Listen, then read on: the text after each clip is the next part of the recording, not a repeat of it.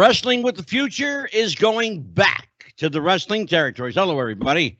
I'm your host, Psychic Medium Angelo, joined by the Happy Haberdasher, my co-host with the most. The guy, he's the smartest guy in the room. If you don't believe it, just ask him. He'll tell you. Dan, the man Sebastiano. How you doing, Dan? I'm great. You know me. Dan, I'm good show very tonight, humble. Dan. I'm excited. I'm sorry I interrupted you. It's not like me to do that. But we have such a good show tonight. I'm so excited. Oh, we get to talk about the best era of wrestling. That's for damn sure. Oh yeah, are you kidding me? We got a guy that has been around. Oh my God, yeah, I've known him for quite a few years now. You know, when his memory does kick in, which it does often, especially if there's a pretty girl around. You know, Scott Casey's the guy that you want to talk to, and he is our special guest tonight. Going to take us back to the wrestling territories. Back, what was it like to work the territories?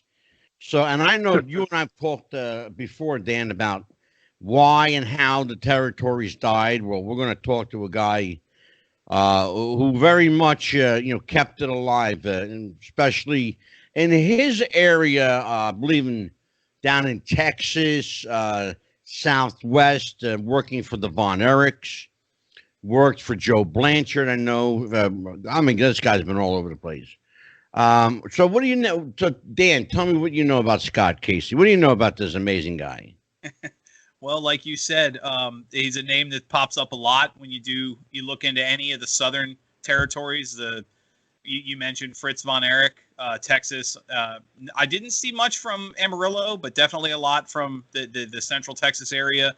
Obviously he pops up a lot in the South. I know, no offense, great respected man, little before my time being the youngin on the show. But when anytime I look up the old territory tapes in the South, even references as far north as Louisville and parts of Memphis and Tennessee, really just a big name all over the Southern wrestling. Oh yeah, absolutely. And without further ado, young squire, let me bring in the master himself. Ladies and gentlemen, he has carved quite a niche for himself in addition to being a multiple-time champion, traveling all over the territories, making a name for himself. He is now added to his repertoire the title of book author, Scott Casey, One Last Ride. Scott, are you with us? How are you, my friend? Absolutely. First of all, let me say, Nick Massey, who I just love to death, is my partner in all of this, and he created the book for me, and we collaborated on it for over a year, and it came out great. But let me say one thing. Yeah. If you are opposed to ribald thinking or words that are not supposed to be said a lot of times, then don't look at it. Because exactly. I said it from the heart.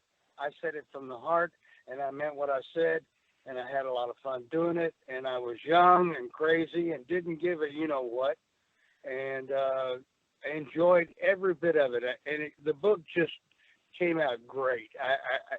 I couldn't have been more pleased with it. But like I said, if you don't like that kind of stuff, don't look at it, because it's going to have it in there, Well, I got to tell you what, Scott. I actually spoke to Nick today.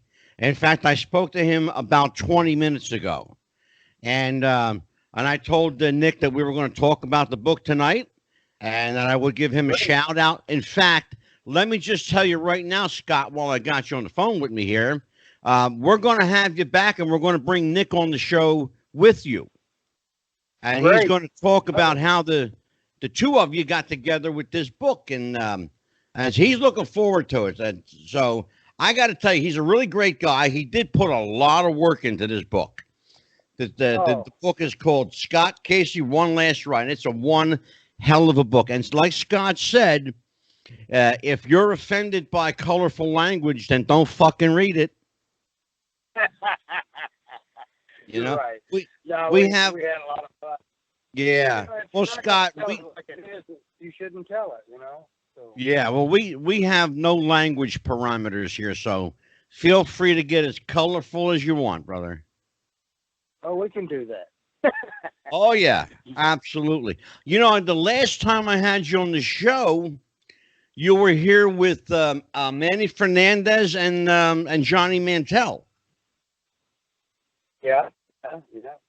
Two great And- guys, and both of them nuts. But I'm included in that too. So Yeah, yeah, and we were talking about. I believe what we were talking about was, and Dan, correct me if I'm wrong, but I think we were talking about how the cowboy started in wrestling. Yeah, the Western gimmick. Yeah, exactly. Yes. Yeah. Oh. So let's Well- let's just refresh people, Scott.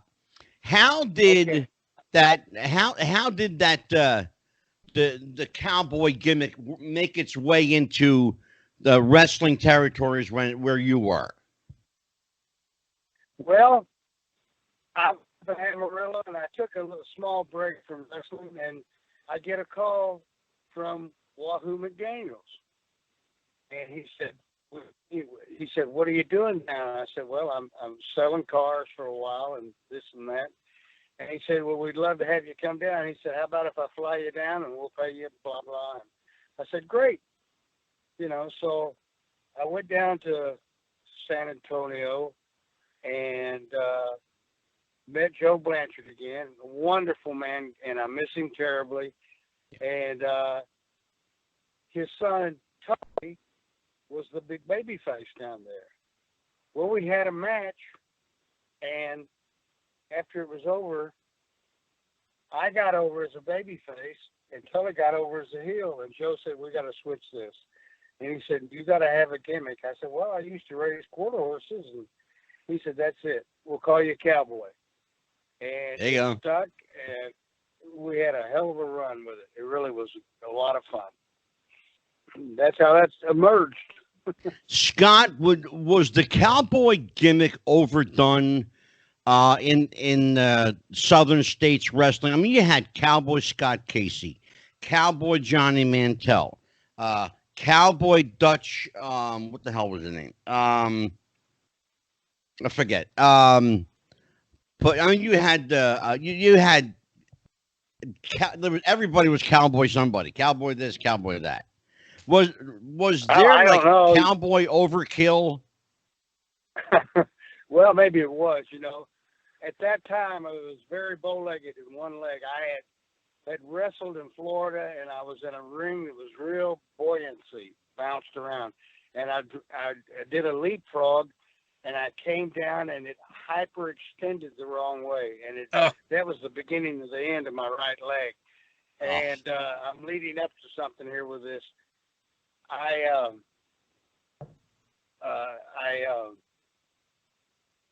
having a brain fart here. Anyway, I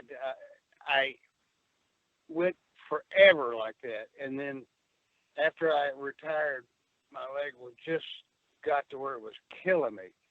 And the 23rd of last month, I had a total knee replacement. Right. And I'm telling you something, boys. If you've never had anything like that, do everything in the world. I mean, wrap it, put a rope around it. It doesn't matter. It's a son of a bitch. I'm sure it is. Well, I got news for you. You might be calling me a son of a bitch here in about 2 minutes. I got a friend of yours on the phone. Want to say hi to you. He's going to hang out with us tonight. Okay. Guy, a young man, a young Irishman, young Irish lad from up here in New Jersey wants to say hi. Well, he's not young anymore, but listen, he's had some work done on his knees, his backs, and his hips, and it's all because of some baby faces that were in this business. Let me think for a second here. Scott, it's Davey O'Hannon. Davey, how are you, my friend? When I heard that voice, I said, it sounds like him, but hell, Moby Dick was a minute the last time we talked. It's been forever, man. Listen, let me do a little disclaimer here. I met Scott Casey in 1976 when I went to the Amarillo Territory. I had been in some other territories, and since then I've been, and I'm going to tell anybody that listens to this podcast, Scott Casey is the gold standard for a professional wrestler. This guy could have been a top guy in any territory that ever ran. He was that good. He was that good.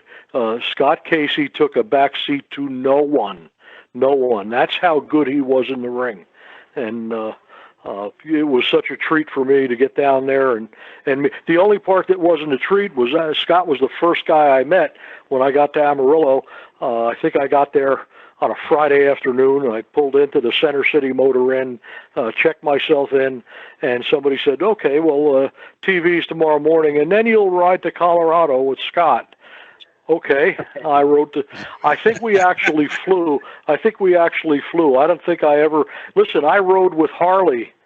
And Harley, yeah, Harley made me nervous, but Scott. That man would scare the scare the shit out of Dracula. I mean, he could. Yeah, you're not kidding. So Scott, you can correct me. I think you had a Corvette at the time. Is that right? Yeah. Yeah, I had a silver Corvette.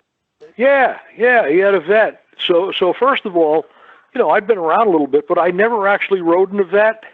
Right. Man, I thought we were doing Back to the Future. I think we made Colorado Springs or Pueblo in about 16 minutes from the Amarillo TV station. I said, "Holy crap!" Wow. So that was my introduction to Scott. A quick thing here. There used to be a wrestler by the name of Moose Morawski, and I first met him when I was started in Amarillo, and he said, "You're going to make $2,500 a week." I thought, Jesus, $2,500 a week. He said, "No, miles." And boy, was he right. I mean, picture this: you leave Amarillo, you go to Colorado Springs, you go from there over to Albuquerque, to Mexico. You go down to El Paso. Oh my You go God. on over to San Angelo. Shit. I mean, you were delirious by the time you got back to Amarillo. Yeah. Odessa, Abilene, back to Amarillo, and start again. Yeah. That's right. That's crazy. Davey, can you tell young guys today who haven't had the benefit of working the road, and what we mean by when we say working the road, putting the miles on the car, but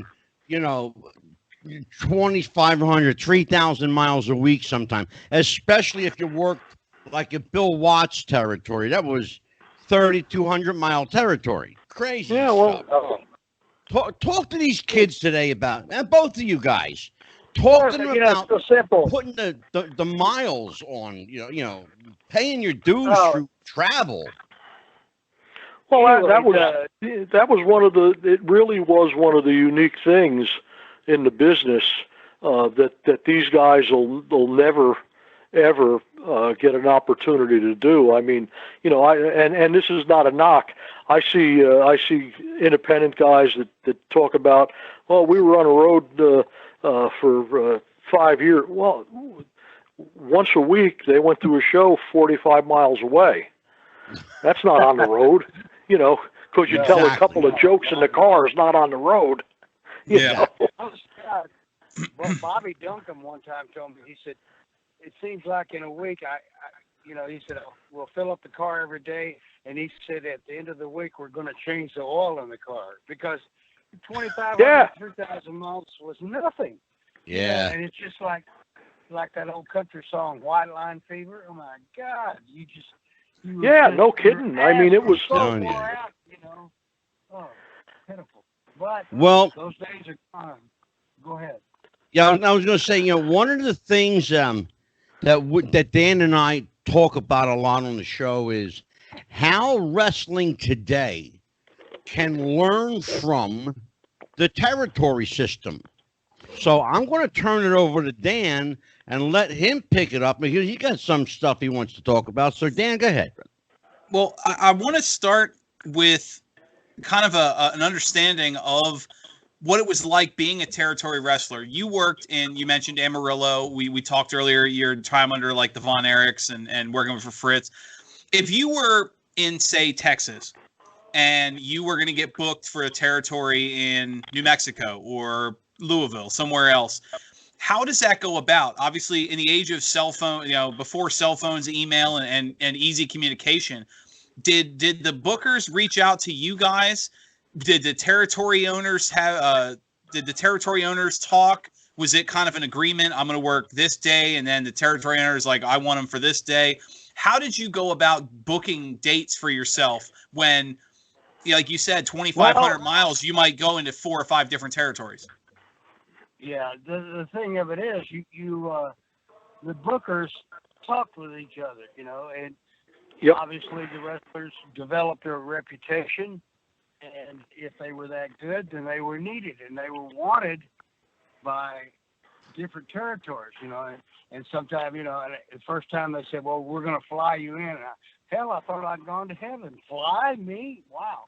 But that's just the way it was. The bookers would talk, and they'd say, hey, this guy can he can carry the load. He can keep your territory going. And that's what they did, And back then, the owners and the bookers collaborated with each other to try to do that. A fresh face made money for each territory. So that's kind of how that went about. And we also had a little unwritten rule, don't forget, that if you were going to leave a territory, you had to have the courtesy to give a notice. If you were working on top somewhere, you gave a 4-week notice, or if you were underneath or in the middle, you gave a 2-week notice.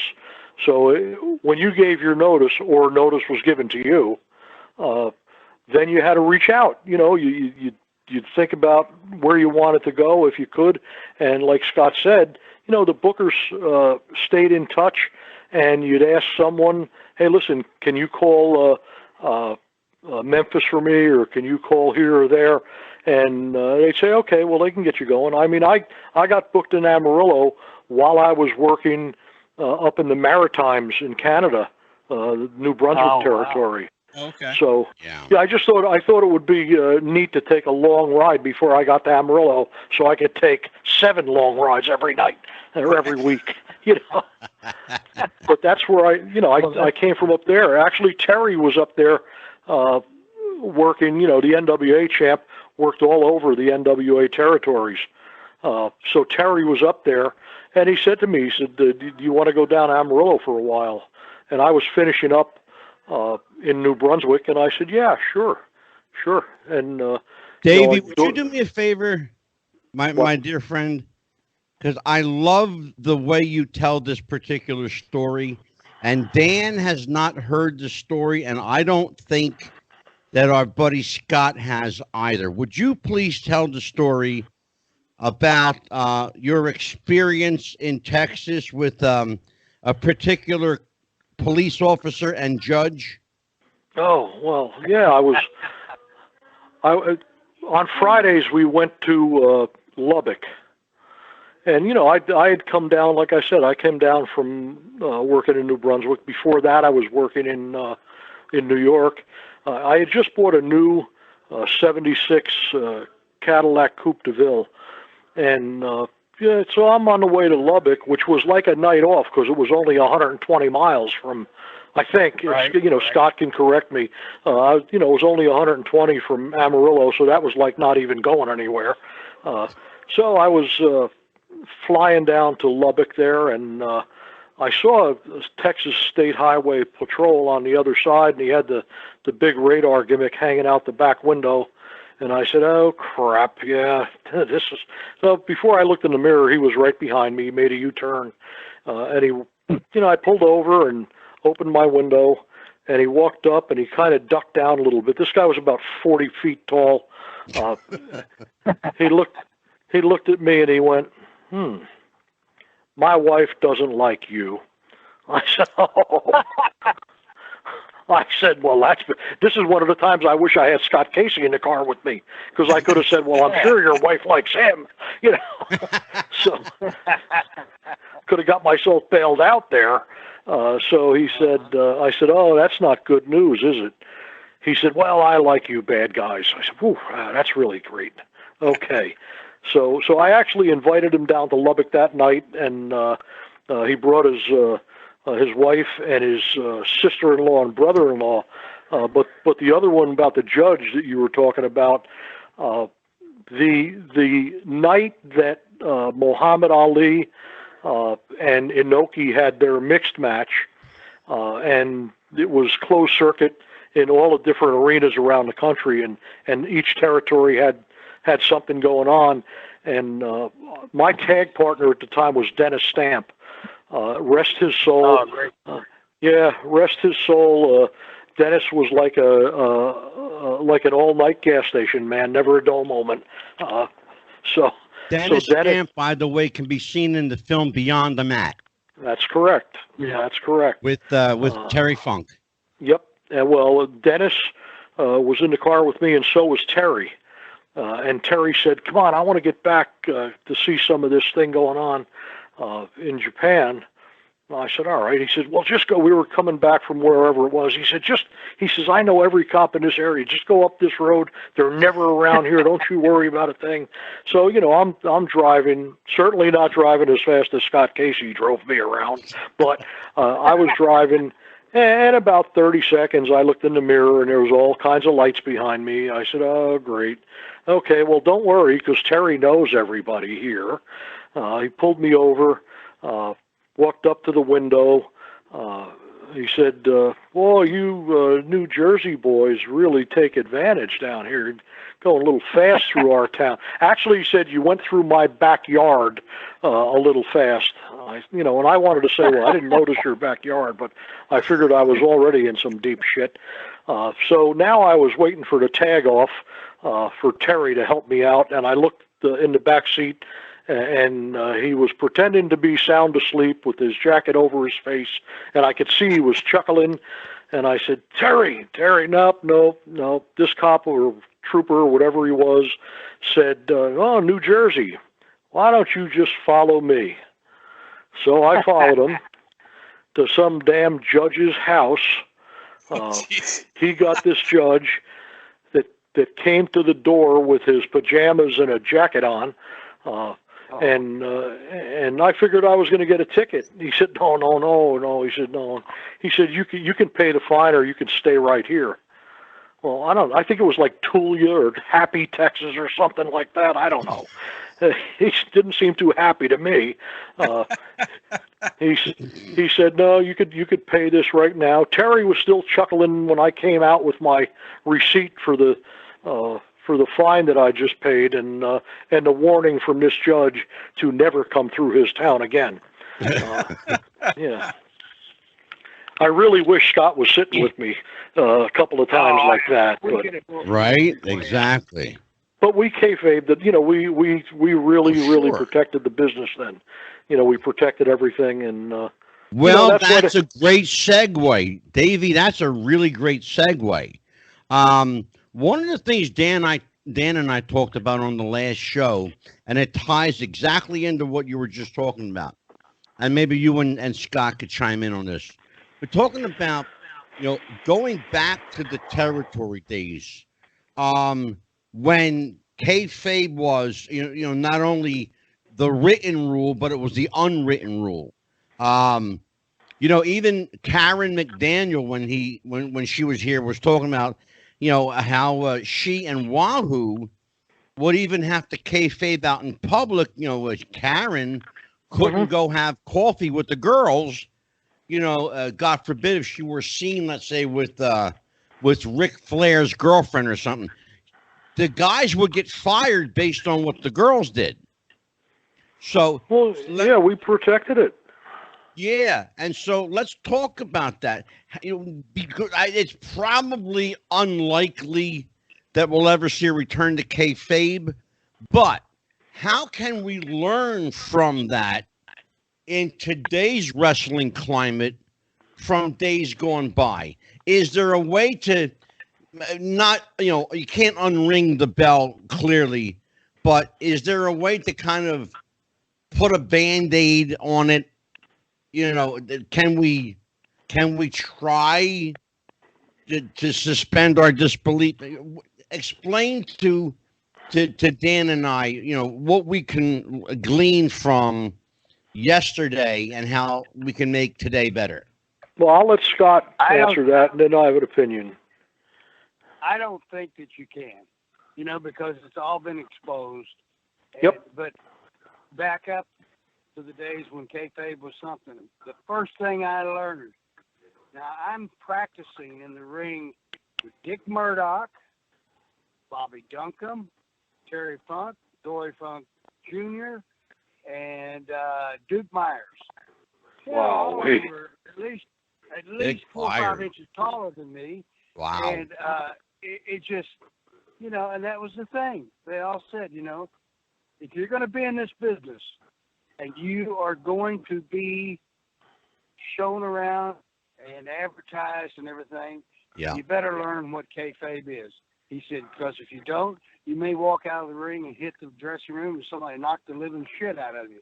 Yep. It was just an unwritten rule. You don't fucking expose the business. I mean, we got into fights over it, and people would say, oh, that's all a bunch of shit. Well, the shit was on when they said it. That's right. And you just, it was, that's what was the mystique of it all. Say, oh, he didn't hit him. And it's just like Johnny Valentine told me one time, he says, you may think it's all fake. He said, until you get in the ring with me. And I don't know how exactly. much you know about Johnny Valentine, but that son of a bitch would beat the living shit out of you. I wrestled him. I'm getting off the thing here, but I wrestled that man one time, and he wouldn't hit you in the face or in the groin or anything like that, but I guarantee you he would beat you up, and the people had to believe in him. Oh, yeah. And, that's what they wanted. It just could not. Back then, because it wasn't advertised like it is now. Yeah. But not over the whole damn country like it is now. Mm-hmm. Well, we were actually told recently on the show that, in fact, we had Andrew Anderson was here. He's good friends with Johnny's son, Greg Valentine. Mm-hmm. And I believe what he said was, I can't make you believe wrestling is real, but I can damn sure make you believe I'm real. That's exactly what he said. That's it. Mm-hmm. That's right. That's exactly what he said. And you know what? We never, and the guys that Scott just named, for guys like Scott and I, they were sort of like the old timers in the business. They were established.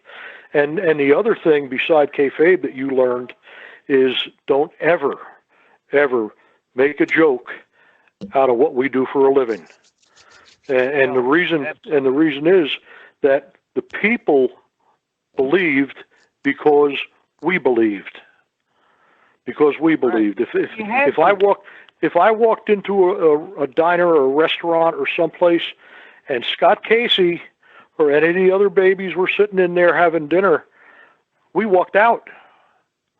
We walked out. There were, listen, if you worked for Eddie Graham in Florida and you even walked into a place and stayed a few seconds where the other guys were, you got fired.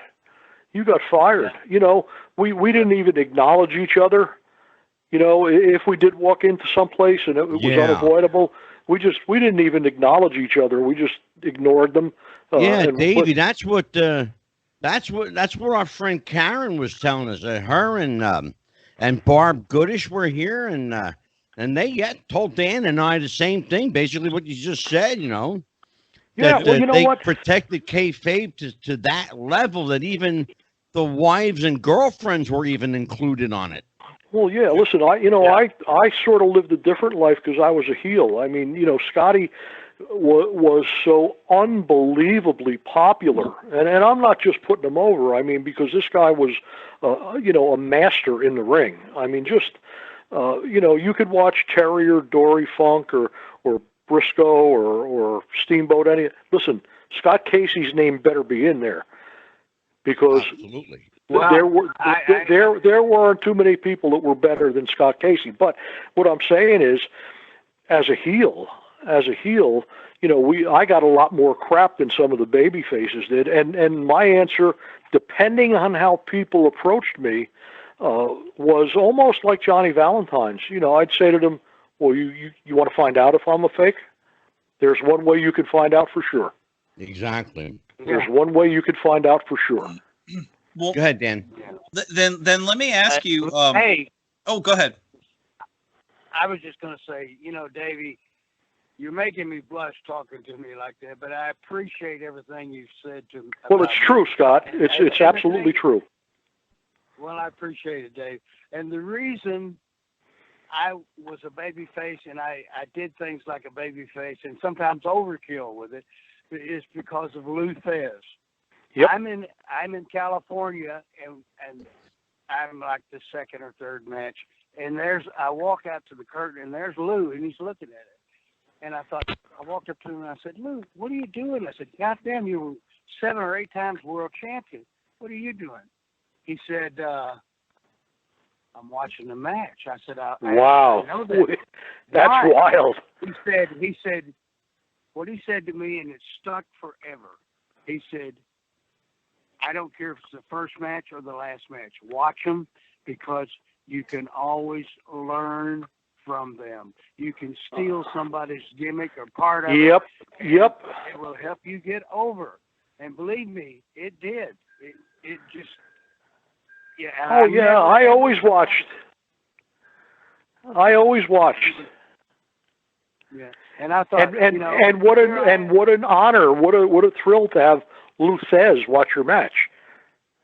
Oh, absolutely. I mean, the guy was something else. I miss him terribly. And every day I wake up, I'm checking my pulse, make sure I'm still here. Because hell, I'm 73 years old. That's 2 days older than dirt, but anyway, it's you just so and so died today. Really? Okay. Well, hell, Killer Brooks just died the other day, and I talked to him about a day before he died. Yeah. Wow. Well, I got a surprise for both you guys. Okay. You there, Davey? Yeah. Scott, I got a surprise for you.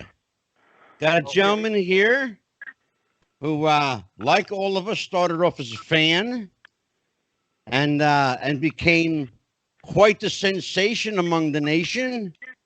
He's a young fellow that made his bones as an evil, dastardly, conniving Russian party sympathizer among the likes of Nikolai Volkov and ilks of that like. The gentleman, he's a dear friend of mine, and Davey, I know you know him, and Scott, I know you know him. It's our friend Nikita Breznikov. Hey, Nick. Hey, guys. Nicky, how are you? I'm so happy to be here.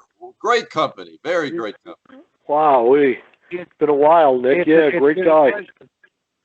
Nicky, we're talking about the territory days. Yeah. Back to the territories. Gotcha. Oh, absolutely. You get out of the car, your ass was as flatter than a board. But, I mean, that's the way it was. But, Nicky, it's been so long since I've talked to you. How have you been, my friend? I'm doing just wonderful. Just keeping my head above the water, keeping COVID at bay, and just knocking it out, waiting for that bell to ring to get wrestling back where it belongs. Yeah, well, like Scott said, Amen. That's going to be a stretch to get it back where it belongs. But you know what? As long as there's some of us left, and boy, there sure aren't too many of us left from those days. But we could certainly keep that memory alive. That's for sure. Well, Davey, that prompts a question. How does the small but mighty few make enough noise to affect the masses? Are there enough of us left, to make enough noise that someone will listen? Well, we can make a lot of noise, but guys like Scott and I got a suspicion are never putting those boots back on and getting in the ring. Man, I've had more tune-ups on my body than I care to even mention. You know, holy crap! Yeah. But you know what? Yeah, I mean, the problem I see right now, like Scott said, it's been so exposed. And what happened, I guess, with social media, television, cable, all that stuff, is the guys that are independents now, and there's some really, really fine athletes that are working in the independents. The difference is they never had Luthez watch their match. Exactly. Right. That's the problem. And Scott'll relate to this right away. You know, when you were new in this business and you had a match and one of the old timers watched it, you know, Art Nelson, here's an example. You'd come in and he'd say, "Kid, do you mind some constructive criticism?" Well, the answer is absolutely yes. Come on, yeah. What do you need to tell me? And he'd take you for a walk into the shower, and he'd say, "Well, listen, this is what your punch looked like, or this is what your kick, or why don't you try to do this, or you know, turn this way, or you know, whatever." That stuff's not happening now. So what these kids are now doing is they're watching the WWF or E or whatever the hell it's called now. Yeah. They're watching that on television, and as soon as they get in the ring, they're climbing up to the top rope and they're working the crowd. Well, wait a minute, man. You don't do that. You don't. Exactly. It's like you starts with a bang and ends with a whimper. You know? Yeah, exactly. Yeah, exactly. So what they're doing, you know, I've seen, and I really do not watch very much of it. I mean, I watch none of the WWE stuff or things like that now. You're but not I've missing seen some anything. of these. Yeah, I see some of the independent guys are going out there and doing starting off, you know, with 5 or 6 high spots and starting off with 5 or 6 things that Scott and I would have used as a finish. Finishers. Exactly. Absolutely. Exactly. Yep. Nikki, You know, we clearly can't unpeel the onion, and we cannot unring the bell. Does wrestling, Nikki, need a fresh restart, like a stop the buzzer and restart? Do we need to go back from square one and find out who the hell we are? It needs an enema, without a doubt. Yes, without a doubt. Because look, it's so much, everything that's being discussed, right on, I agree.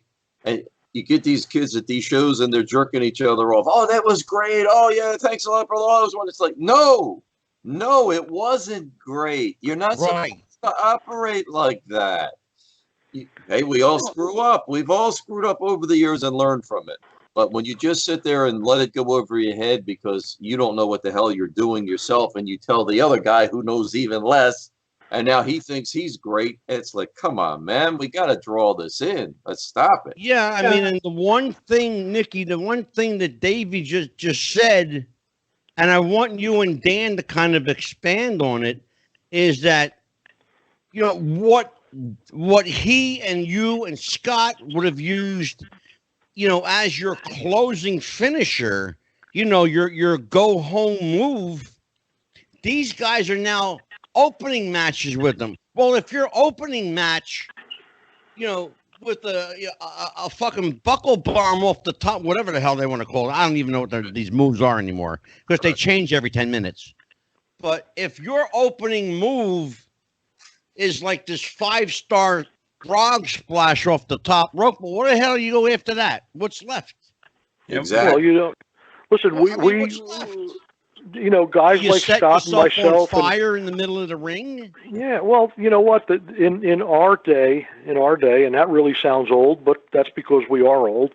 Exactly. In our day, when somebody walked into a dressing room after a match, a couple of things might have been said. A really good compliment. Somebody said to you, "Boy, that sounded good." Okay, so that was a big compliment if somebody said that to you because they heard the crowd. And a lot of times, somebody said to you, "What did you do?" So if I said neck breaker, or Scott said small package or bulldog, Well, the next guy knew not to do that. The next guy knew not to do that because we protected the business and protected one another. You see, but they're seeing so much of this other nonsense going on that it's not wrestling.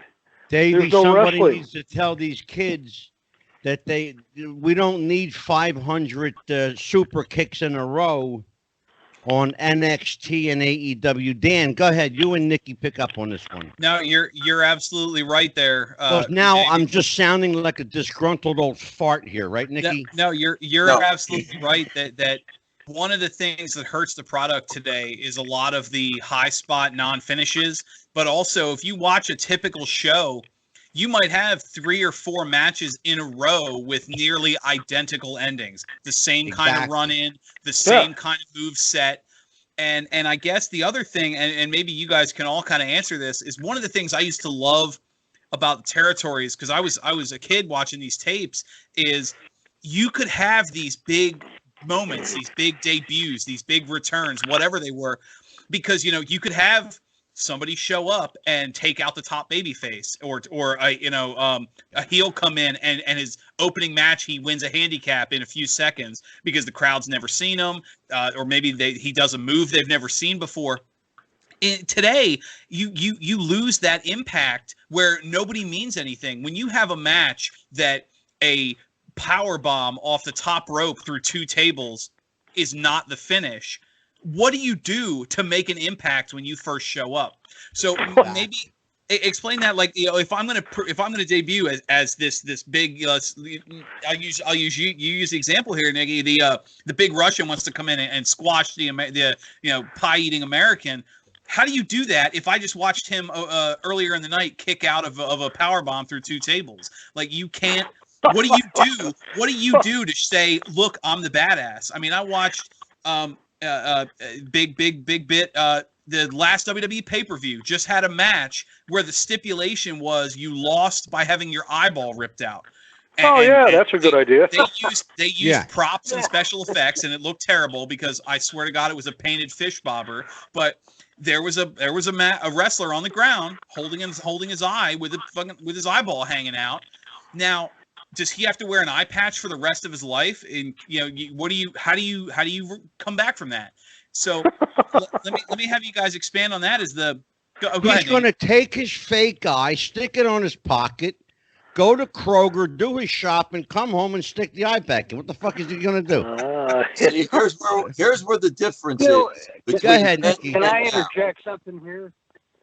I think, and correct me if I'm wrong, Davey and Nikki and all you guys, but the wrestling today, okay, they give you a finish. All right, fine.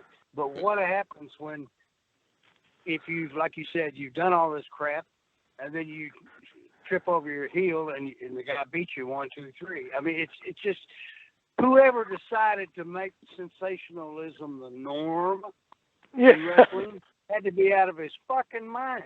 His name is Vincent McMahon Jr. Well, listen, Scott will probably give you the same answer that I would if somebody said to me, "Okay, listen, we're gonna go up there on that top turnbuckle in the corner, and I'm gonna get you up there, and I'm gonna power bomb you through those 2 tables down on the floor." I would have said to him, "Okay, let's get something really clear. You can go up to that top turnbuckle if you want to. I probably won't be there with you. All right, that's not happening. Right. Yeah, that's not happening. And the other thing that I am positive Scott learned and I learned is, just let's slam a guy in the middle and you're going to drop an elbow on him. Well, you know what? Don't work the crowd for 30 seconds. Because I used to tell a babyface, you can play around with the crowd. When you look down, I'm not going to be there. Mm-hmm. I'm not going to wait for you to do something. I'm not going to wait unless it's your finish, and then you knock me out or whatever. But they made it so unbelievable. Listen, up in New York at one of the Hall of Fame weekends, Bugsy McGraw, myself, and Don Fargo are watching the independent show, and Don Fargo says to me, "Who's the heel and who's the babyface?" I said, "I don't know. I don't have any idea." You got me on that one, man. That's know, the problem. Nikki, let's talk about that. Defining the roles now. You know, Davey brought up a good point, and Scott, expanded on it a little bit too. But now you represent probably the last of that era. Just basically for you and I, for people to understand, you and I are the same age. Yes. So we're from the last, the tail end of that era that we're talking about, and of course, we both worked in the business, but you further deep inside than I at the time. But understanding a clear definition was the norm, to use Scott's terminology, the norm. Mm-hmm. Now it's not. There is no clear definition. There is no baby face. There is no heel. You understood who the good guy and the bad guy was. Sure. The Russian was the bad guy. That was it, right? Right. But recently, when Vince tried to do that with the guy and the girl, I don't even know their names, it died. And I understand at a meeting he had a shit fit. It's like, why in the hell can't we get them over like Volkov? You know why? Because nobody believes your cartoon bullshit. Exactly. You didn't make it. It's not believable anymore. Just like we're hearing, going through tables, doing all this other stuff. You should go out in an ambo then, Mac. Not get up after it's done, after the 3 count, and walk to the dressing room. That's bullshit. Yeah, right. It's not believable. Scotty, it's not 1979 either, no. You know what I mean? Yeah, I mean, Scott mentioned Johnny Valentine. Johnny Valentine could have riots working an armbar. Yeah, exactly. With his face. I saw John Valentine going to the ring, and he took one step up towards the ring, and the people went nuts. He stepped back down and then did it again. He had the heat before the heat was there. So, I mean, people have to learn how. They said it's a work. You got to learn how to work the match. Yeah, you have to. You sure do. Nikita, have enough respect for your partner you're working with to sell for him, and everybody wins. This bullshit that I'm Superman, I get up after whatever you do. That's bullshit. Sell for me, and I'll sell for you, and everybody will come out on top, man. Nikki, what's the word for that? Now? It's because they're counting their dollars. Okay, wow, well, this did this, and the house jumped a grand or $2,000. We're going to do something else even more. They're just counting money. That's all they're doing. And you have guys giving you finishes that have never even been in the fucking ring. There you go. Yeah, but what's missing? Nikki, what's the word we're looking for? Psychology. Right. There you go. Psychology. There you go. They don't know how to sell. They don't know why they're doing what they're doing. It's not just to sell, Ange. It's listen, I was a heel. So in my mind, I was a heel. I was sneaky, I was vicious, and I was a coward. Scott, if I worked with Scott, which I did, okay, I was sneaky. I had to be sneaky to get the jump on somebody like him. So I was sneaky. When I got the jump on him, I was vicious. But then when Scott Casey had enough of that nonsense and started to make his comeback, he would not only out-wrestle me, that he would beat me all over, and I had to be a coward. Now, people hate a 250-pound, sneaky, vicious coward. Okay? Automatic heel. But Dave, when the guy is 6'7", and almost 290 pounds, it's believable. That was the difference. You guys made it believable. Now, nothing's believable, Dave. Well, we wrestled. And you know what? At the risk of me talking too much, because you guys just tell me, shut up when you're ready. No. You know what? I came... Like I told you, I came down from Canada and went to Amarillo. And before that, I spent a lot of time in the New York territory, which is different than any other territory that ever was. And my first match was with Scott in Colorado Springs. and I think the booker promoter there was a guy named Herman Gust, and Herman Gust said to me, "Listen, we want you guys to do 2 out of 3." Split the first 2, and whatever happened the third fall, and I need about 45 minutes. So I said, "Oh, okay." Well, first of all, I just came down from New York. There wasn't a 45-minute match going on in New York in 30 years, and I had never worked in Colorado. And to keep up with a guy as quick as Scott, I mean, he was a wrestler. I mean, I was too, but about 5 minutes into this match, I went, "Scott, I can't breathe. What the hell's going on?" He said, "You're in Colorado. That's what's going on." He said, And it's I a little, said, grab a hold and hang on to it. yeah, but the point is, we were wrestling. You see, we were wrestling. We weren't jumping off top ropes, and we weren't working the crowd constantly. Exactly. We were going to do 45 minutes in the ring. In the ring.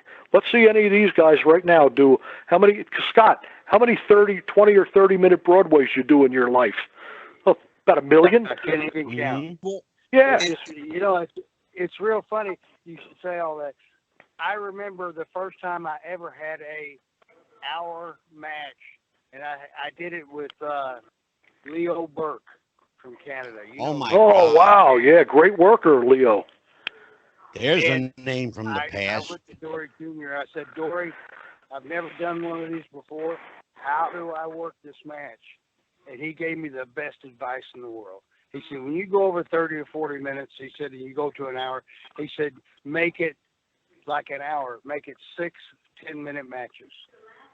And it worked out great. Did it with 40 minutes. I did it for 30 minutes. I mean, it just worked. I mean, that's.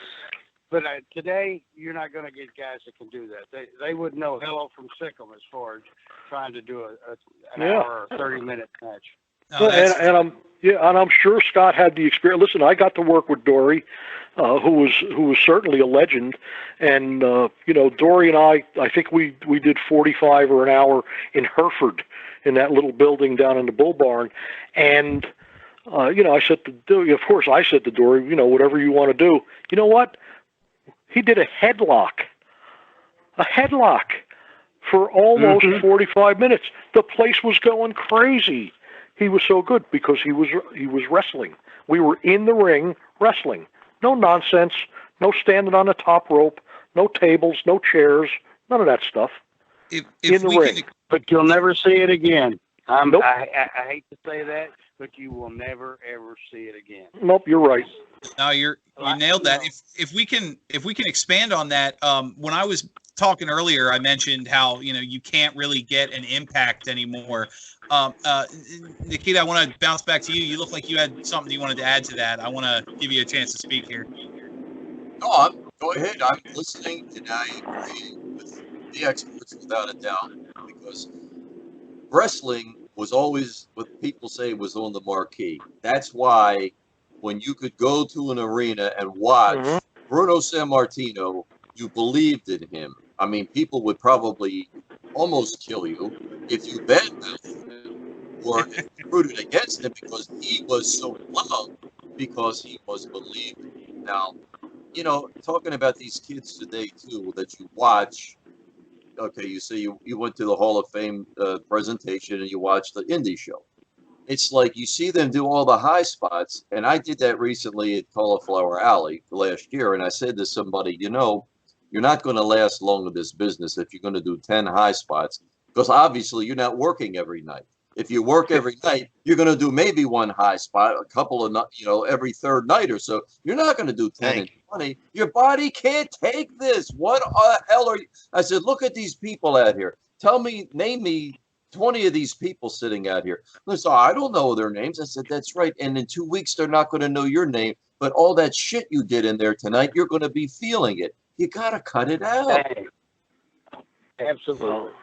Well, here's the thing, guys. The days of the 20, 30, 40-year career are over just because of what Nikki just said. These guys don't understand that they're taking years off of their career. They're taking more years off their career then their career is going to last. I got news for you. You know, look I'm at not a sure. guy like Dan. What's his name? That Omega guy. The one I can't stand. Kenny Omega. Kenny Omega. How this guy has survived this far and this long in the business is beyond me. I don't know what his secret is, other than maybe he's just not smart enough to realize that his career is going to come to a crashing halt. Well, But go ahead, Dan, because he's killing Kenny his career. Omega. Kenny Omega. He cheats fate because he's not actually a wrestler. He's just a stunt man who goes out and plays wrestler. So Thank you. His moves look terrible, but they're not. He almost saves the impact on his body because there's no impact on his opponent either.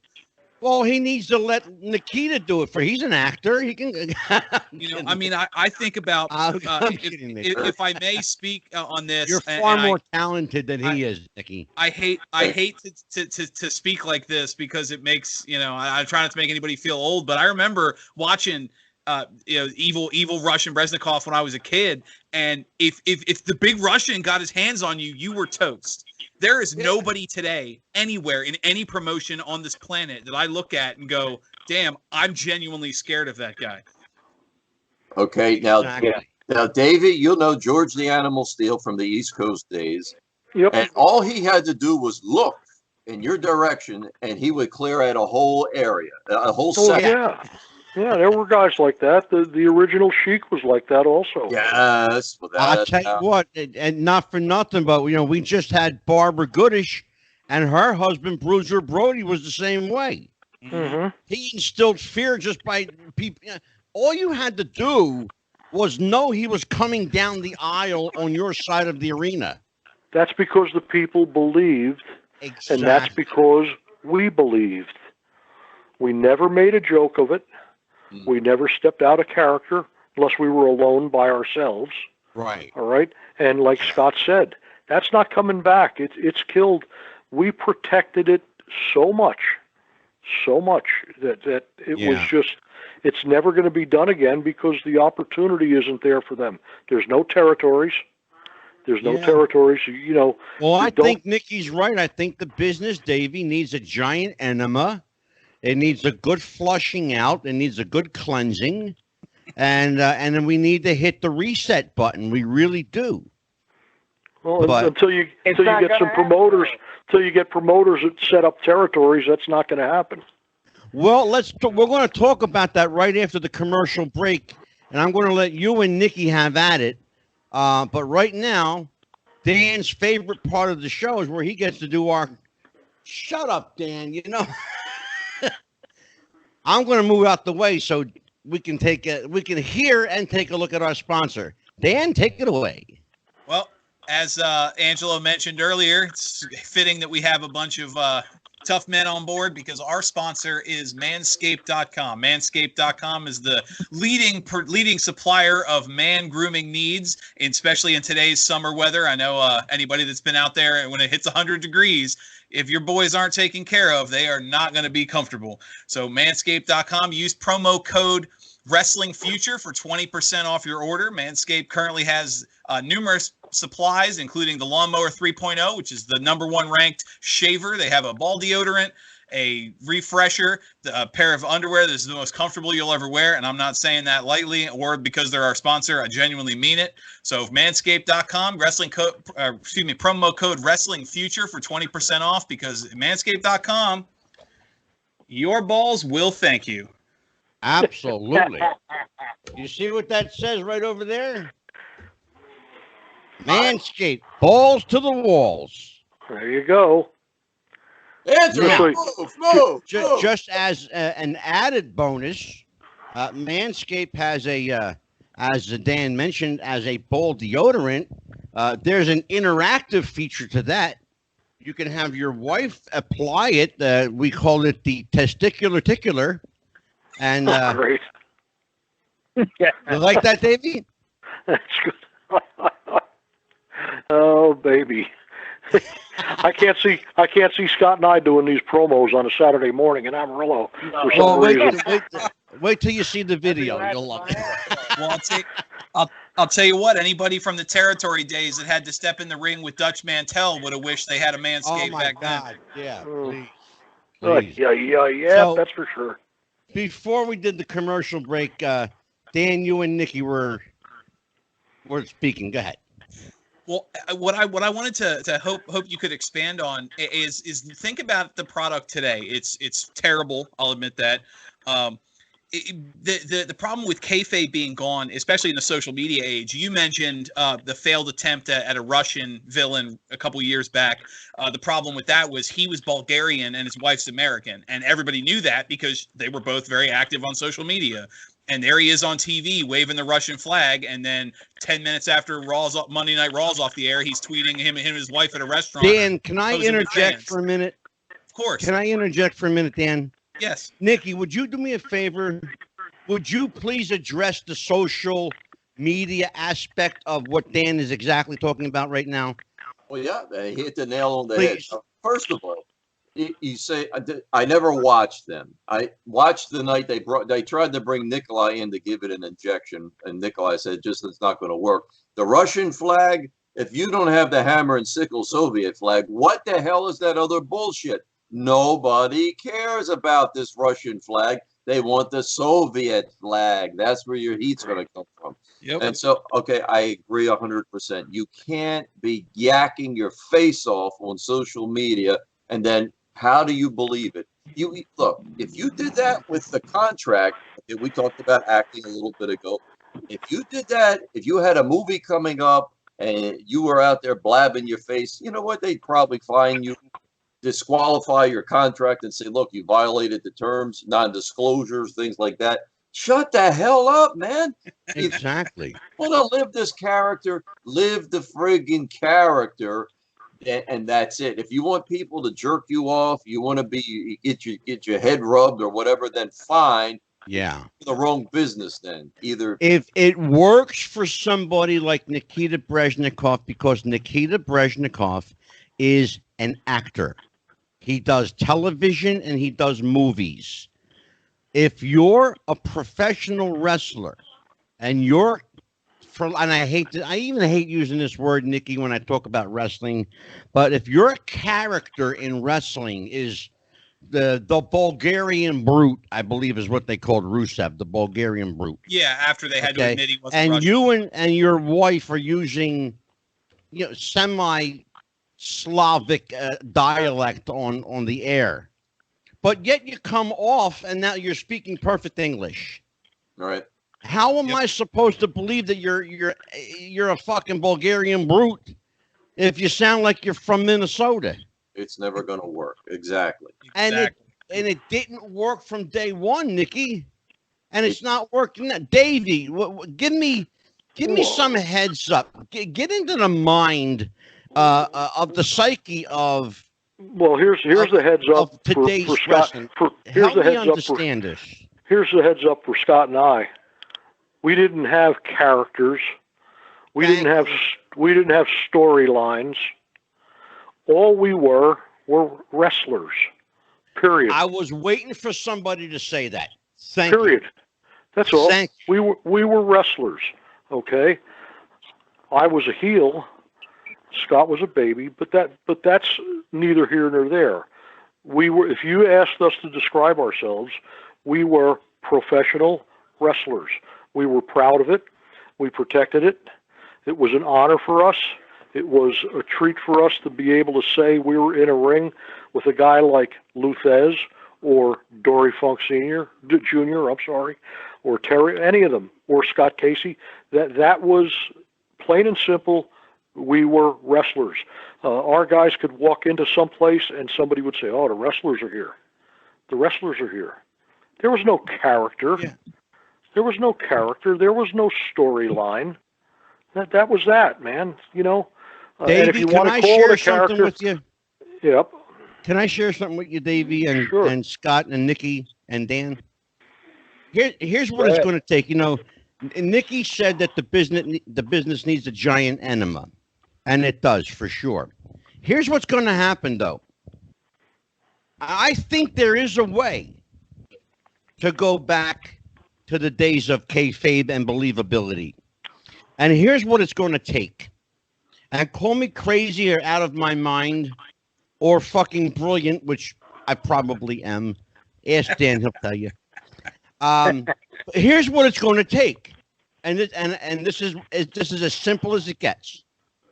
It's going to take for wrestling to be a 100% complete shoot for people to believe again.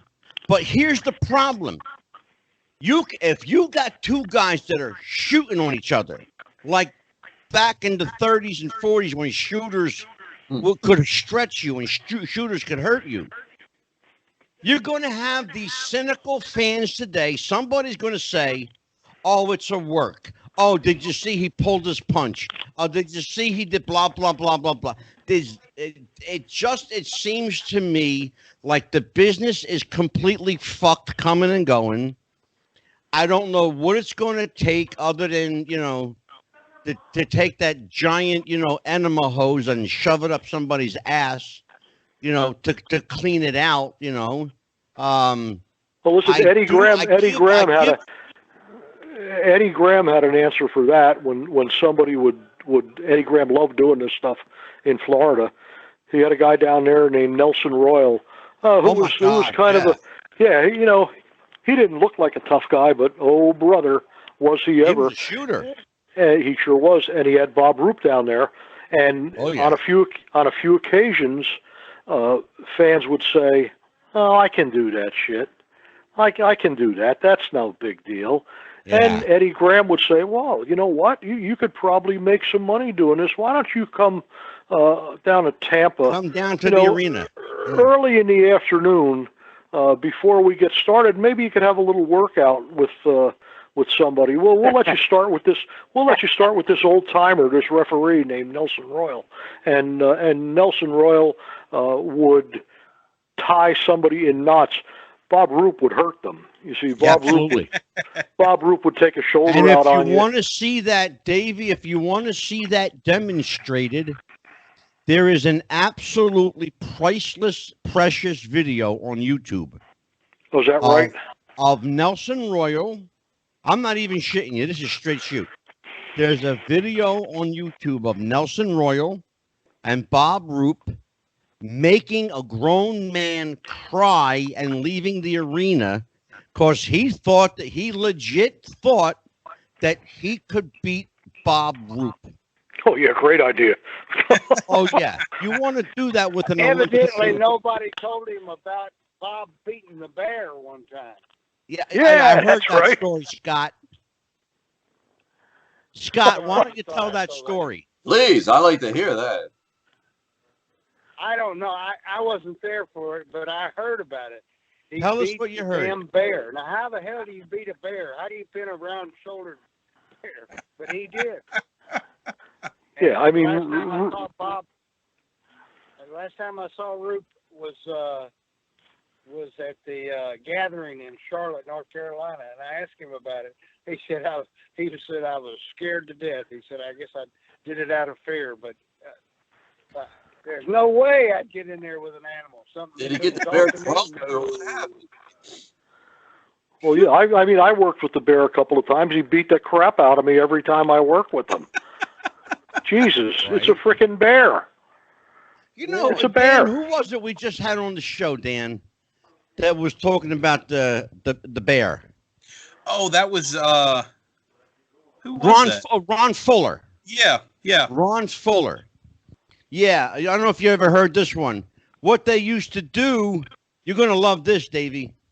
What they used to do, Ron Fuller's father used to wrestle a bear, and his grandfather, Roy Welch, used to wrestle a bear. Mm-hmm. What they would do to get the bear agitated, they would slap honey on some guy's ass. That's right. Do you know the story then, right? Sure do. Okay. They would slap honey on the guy's ass, and then after the bear beat the shit out of the guy, they would give the bear a Coke, and he would drink the Coke. Yeah, well, that was part of the gimmick for the bear. He would exactly. He would take a bottle of Coke and hold it and drink it up. Exactly. Yeah, that's Tuffy true. Truesdale is the guy that had the bear, and really early in my career, Vince McMahon booked me at a little carnival show in New Jersey, actually. And when I got there, and don't forget, when you first got into business, you weren't 100% smart. Yeah. There were things you still didn't know, and the reason for that was, let's see if you have enough respect to be in our business. Let's see if you have enough respect to be in our business. Anyway, they said, look for Tuffy Truesdale, and I did. And he explained to me, he says, "Did you ever work with the bear, kid?" I said, "What kind of bear?" "I'm like, a real bear?" He says, "Yeah, it's real. Here it is now." And it was Victor, the bear. And, God, yeah. Yeah, I thought, since, I was an amateur, I know how to shoot. Yeah, okay, let me shoot for this bear's leg. Oh, that's a really good idea, because the bear's leg's only about 8 inches long, its back leg. And when I did, he just laid over the top of me. I was in a crunch position, and in about 10 seconds, I was yelling at Tuffy Truesdale, "Get this thing off me, I can't breathe." What do you, he stunk. I mean, holy crap. Nikki, do me a favor. No! Nikita, tell the story while we're talking about animal stories. Tell the story of Bruno wrestling the monkey. I don't know that one. You don't know that one? No. You mean I know? Here it is. You mean I know one that you don't? Yeah. It was an orangutan. That's what it was. There you go. Thank Oh you, my Davey. God. Yeah. An Davey, orangutan. tell that story. Well, it was really early in his career, and Bruno was kind of being blackballed, by Vince McMahon, and someone offered him some money. Hey, listen, you want to make a couple hundred, or whatever the price was, I don't recall. But Bruno told me the story himself. I said, "Well, wait a minute." I said, "You actually got in a cage with this thing?" He said, "Yep, I did." He was all scratched up, he was, but he beat it up.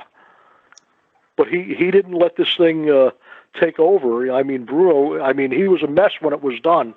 He said, "I had cuts and scratches all over me, but I lasted whatever the amount of time was that they wanted him to be in there, and he did." Yeah.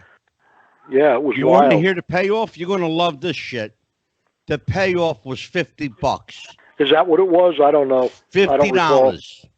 And that orangutan scratched the fuck out of him. Yeah, it really was messed him jumping. up. It jumped all over the cage. It was swinging all over the bars and shit. Yep.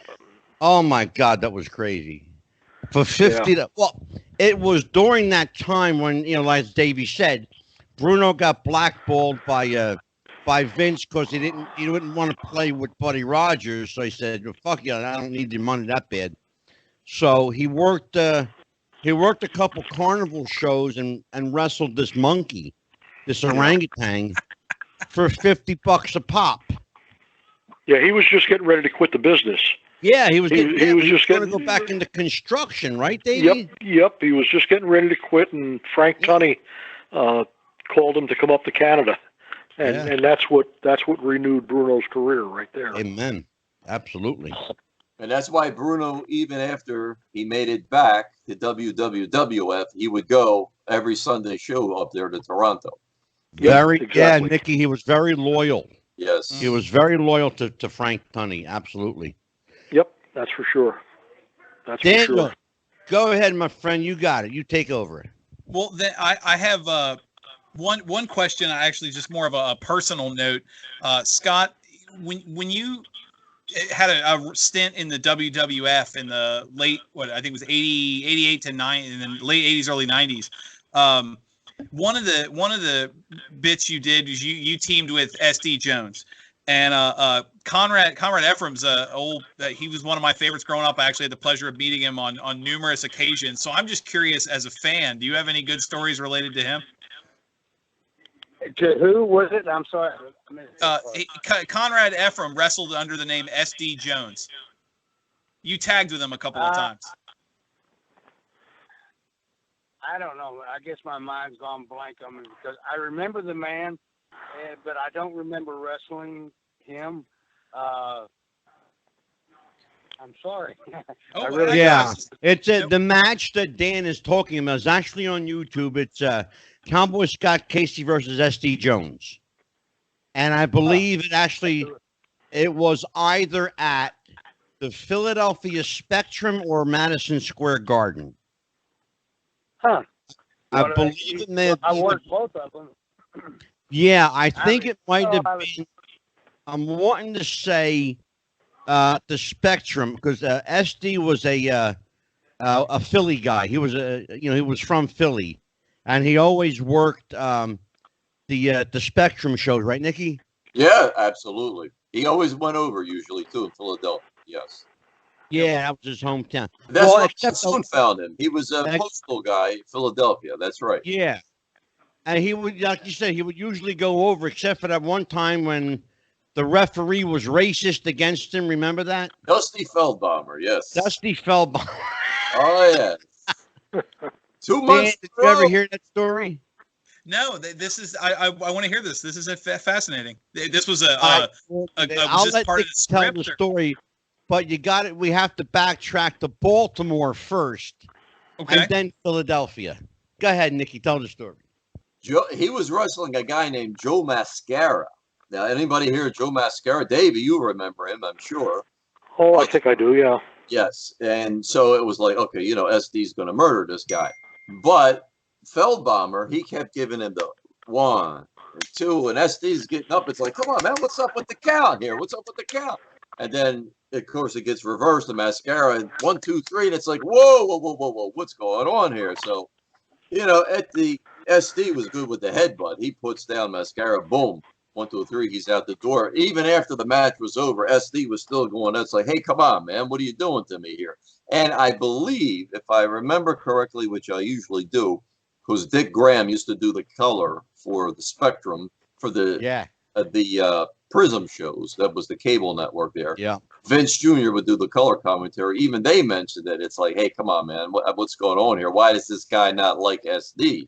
This is pretty blatant here. Yeah. Little sidebar about Dick Graham. He was my broadcasting teacher. Really? Wow. Yeah. Another Wow. side note about the Spectrum Wrestling.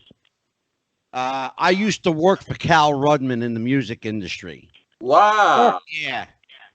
And I've mentioned this on the show many times. I've only done 2 things in my whole life: wrestling and music. Now, And worked for my father's restaurant. Now, Cal Rudman, he was a very benevolent guy. He and his wife, they put a lot of money into different benevolent organizations. Oh yeah, Oh, yeah. Cal and Gloria Rudman. Yeah, absolutely. And Dick Graham, he did a good job. He was smart, but he was naive because he could get fooled a lot of times by things. Well, I want to tell you something about Dick Graham that nobody knows. They never smartened him up. Really. They never smartened him up. It could He be had another to- show. He had to learn trial by fire. Mm. He would Well, lean over people Gorilla that didn't Monsoon get every in the now and then ring and go, didn't get smartened up. There were very few that got smartened up. The referee, Yeah. everybody. That's part of what we were talking about before. Well, here's the thing too about the referees. You got the referees now. Here's another thing about the territories that are different than today, and we can all talk about this. Back in the day, when athletic commissions, and Nikki knows where I'm going with this, when athletic commissions ran wrestling shows and boxing, okay, you had state licensed officials that would officiate wrestling matches. Yes. A lot of these guys were already smart to the business. Some of them weren't. Okay. But then you went and you declared yourself sports entertainment. Now you don't need the state. Now you can hire your own referees to play along with your shtick, right? Yes. Mm. So now the difference between you got a guy that's maybe halfway smartened up, but he's still playing by the rules because he works for the state, and a guy who works for the company who knows it's bullshit. Dan, take me there. You and Nikki start me off, and we'll go Scott and we'll go Davey. Well, I think where you're going with that is the evolution of the product, or I should say, de-evolution of the product. Well, is particularly with regard to the referee and Right. the exposing the business aspect of it. Yeah, as Nikki mentions, Nikita, you mentioned one of the spots. You talked about how it was obvious that spots are set up.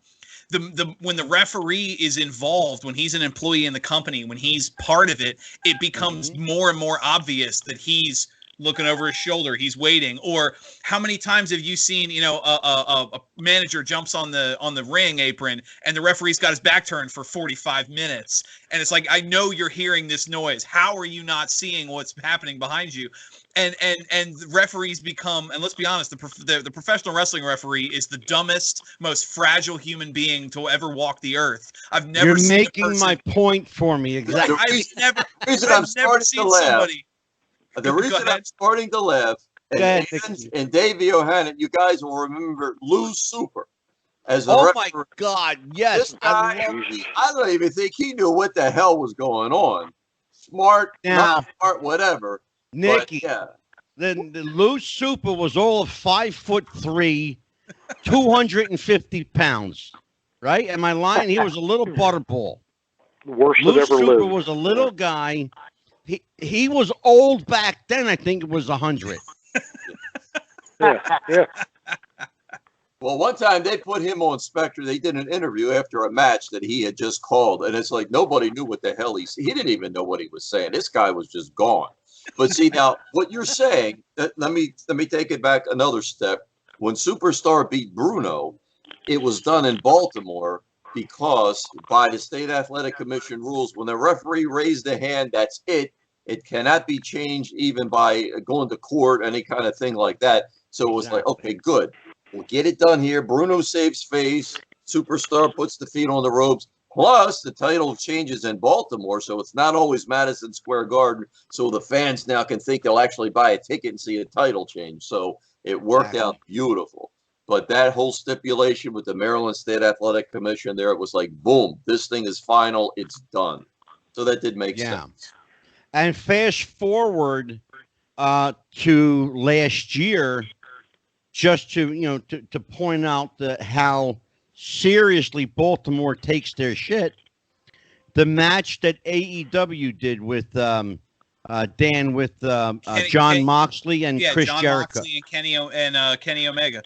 Oh yeah, that match was done in Baltimore for a reason, because when the Baltimore Athletic Commission says this match is to the finish, there's a winner.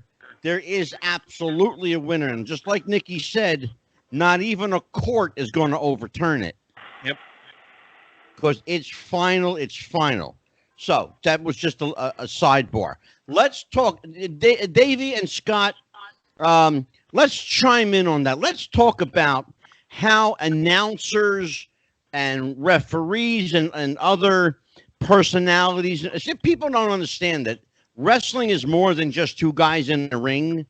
There's a supporting cast of people. You've got the play-by-play guy, the color guy. You've got the ring analyst. You've got the referee. You've got the commentator. All these people play a part. They all used to be individual people from different entities. Now they all work for the same company. Talk to me. Go ahead, Scott. I got my answer all ready for you. See, Scott. I'm kind of circling back. Okay. Yeah. It takes everybody to make it work. It really does. I mean, like I always told the referees after the match, thanks for your help. I remember there was an Angelo Martinelli who was in Charlotte, North Carolina, and the guy saved my bacon 2 or 3 different times when I was young, and I still didn't know hello from Sikkim, and I appreciated that. And also, you've got the announcers, and it's he can't come up there and be half dead and try to put the match over or whatever. Oh, exactly. He has to expound on what's going on. I mean, here's Davey O'Hannon, the man that beat 9 guys in a row, blah, blah, blah, and Scott Casey, you know, and it just, if they don't put us over, then who is? Except us. Exactly. And hell, we can't do it. All we can get in there and work and try to make it work, you know. And, you know, nowadays you've got announcers, you've got 2 or 3 guys sitting at a table, and they're talking over what's going on, and you got the referee, and you got the matches, you know. It's so different. It is so different from what it used to be. And it sometimes confusing, sometimes not. But it's a hell of a lot different than it used to be. Scott, I have a question for you while I got you here. I've asked Davey O'Hannon this question when he was here before. I've asked Nikita Breznikov this question when he was here before, and both of these guys have been here several times. They're good friends of mine in the show. My question for you, Mr. Casey, my dear friend, what's the difference between getting over and being over? Couple of things. The booker or the guy who's making the matches up, that's part of it. Yep. And your ability to know when to sell, to know when to come back, and know when to, what's that say? Know when to, oh, hell, I can't even think of it now. But it's, you know, it's a combination of things. You know, if you're not put over by the announcer, if you're not put over by the people, then how the hell are you supposed to get over? Right? Stop right there, Scott. I'm going to stop you right there. I have asked this question, and Dan, tell me if I'm bullshitting. I have asked this question to every guest that's been on the show, every single guest. Yeah. Scott Casey is the only person that just gave the answer between getting over and being over. Yep. You can have the ability, you can have the look, and it's like somebody once said, Sputnik Monroe told me one time, he said, kid, you look good, you've got the ability, but can you talk? If you can't talk on that stick, you're dead in the fucking water. I don't care who you are. If you were Hulk Hogan or whoever, you can't get over. And to stay over, you got to be fresh and with good ideas every time you get on that stick. Are different ways of making the match work. Dan, how many times have I asked that question? At least 50, and you've gotten a different answer every time. Every time. Well, let me tell you something. First of all, Davey, he's not even shitting. That's Scott, real. Scott and I were not entertainers. That's number one. We weren't entertainers. We were wrestlers. Okay. We used to have an expression. It takes 3 to tango. Okay, so you had to have a good referee because that's part of it. Like Scott said, if you don't have an announcer that gets the people into it a little bit and adds some excitement, that's part of it. Okay, that's part of it. Now, that's a big part of it, sure. A guy like Billy Graham. Now, Billy Graham's my friend, so this is not a knock. Billy Graham was not a great worker in the ring. Was not a great worker, but Billy Graham had a look that helped get him over. And Billy Graham, like Scott said, could be on that stick, and you could listen to him all night. He could talk his ass off. He was great to listen to. Oh man, Terry Funk, Ric Flair, Randy Savage, all great on the microphone, man. Yeah, that was a huge part of it. That was a huge part of it. Yeah, and you say, well, time. Is everybody smart? Well, listen, for us, we didn't worry about if a timekeeper or somebody outside the ring was smart, because when Scott Casey bulldogged you, or I put a neck breaker on, the referee was in there to call it straight. So we knew what we were going to do. Shame on me if it was a false finish and I didn't kick out. That referee's got to count. Why? Because we're not making a joke out of what we did. Exactly. There's thousands of people know how to count the 3, and they know whether that count should have been 3 or did the referee stop after 2. No good. Doesn't happen. Yeah. Doesn't happen. And that was part of our, that was ingrained in us. Okay? And shame on you if you didn't protect your product and the guy you were working with protect his product. Mm-hmm. And make it as believable as you could. Scott's absolutely right. That you needed everybody to get over, but our little area of business was right inside that ring, and that's what we had to worry about. Nikki. Yes, sir. All right. Let's talk about that. You know, all these moving parts that make a match what it is. You know, whether these moving parts get a match over or whether they fail to mesh up in that cog in the wheel. There are matches that are classic and we remember them like they were yesterday, and there are matches that are completely forgettable. Most of the matches today are completely forgettable. Why do we remember matches from 20, 30 years ago, Nikki? Because it was important to us. And as we were explaining throughout this show, when you made it real, when you made it believable, people still talk about things 50 years ago. And they'll remember the day because such and such Bruno was beaten by Koloff. And it was like, oh my God, we hated that day. But then Bruno got the belt back when he beat Stasiak. We loved that day. I can't sit down and tell you anything about Hulk Hogan except the night he beat the Sheik, which to me was the day the music died. It's not to knock anybody, but it was the changing of the guard. But when you go before that, people can sit down and not just nuts like me and rattle off tag team championship changes. That was huge. Just the tag title, that meant a lot. And getting back to the referees, Dick Worley, Dick Kroll, when they were matches, man, I mean, Dick Worley was as much a part of the match as the two men. Well, I'll tell you what, my friend. You know, Dan likes to do every week what he calls his Mount Rushmore of wrestling. You can't have a Mount Rushmore of wrestling without Dick Worley. Right. Absolutely right. That man epitomized the essence. He was the quintessential perfect wrestling referee. Perfect. He was the perfect ref. He revealed to me one time, he said, you know, I used to carry a gun. He said, because I got so much heat because I missed the tag, because the face got beat, they blamed me and wanted to take it out on me. He said, I used to have to carry a gun. He was the best. He was the best I ever ran across. I mean, I'm partial because he and I were so close. He was like a father figure to me. But I used to run into Dick all the time, actually, at the shopping mall.